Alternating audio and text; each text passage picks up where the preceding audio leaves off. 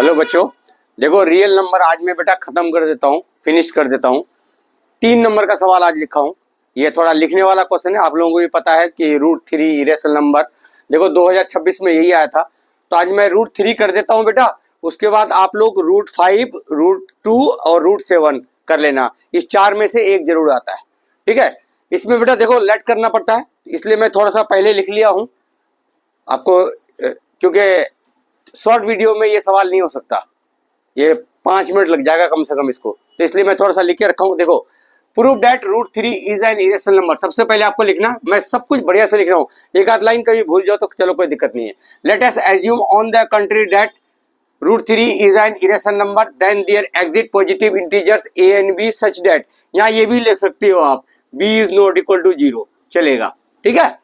अब देखो √3 equal to a upon b, यहाँ एक बात आपको और लिखना पड़ेगा कि where a and b are coprime, ठीक है, that is their HCF is 1, ये आपको लिखना है।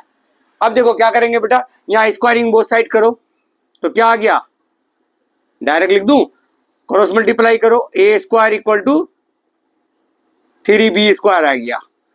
बस अब मैं देखो, हमने a और b बेटा इंटीजर्स माने हैं, जैसे मैं a स्क्वायर बराबर 3b स्क्वायर लाया, इसी तरह से मैं b स्क्वायर बराबर भी कुछ लाना चाहता हूं।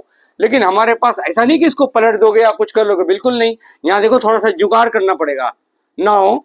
अब मैं यहाँ देखो a ले रहा हूं और 3 ले रहा हूं और b की जगह कोई नया नंबर ले लो और यहाँ लिखो कि 4 सम इंटीजर c। अब फिर स्क्वायरिंग कर दो बेटा, तो क्या आ गया, a square equal to 9c square. अब इस a स्क्वायर के बदले ये रख दूं, ये सब्स्टिट्यूट कर देता हूं, तो क्या आ गया, 3b square equal to 9c square. तो b स्क्वायर इक्वल टू, ये 3 नीचे डिवाइड में चले जाएगा बेटा, 3c स्क्वायर। देखो ये 2 इक्वेशन बना, ठीक है। अब जरा यहां देखो, अब आपने लिखा था कि where a and b are coprime their HCF is 1, लेकिन जरा यहां देखना बेटा, 3b स्क्वायर और 3c स्क्वायर में क्या कॉमन आ गया, 3। आपने क्या बोला था कि 1, यानी HCF 3 आ गया, तो आपका सवाल रॉन्ग हो गया। अब ये लिख देंगे, from first and second we observe that a and b have at least 3 as a common factor, but this contradicts the fact that a and b are co-prime. This means that our assumption is not correct, hence √3 is irrational number। तो root ऐसे करना ही,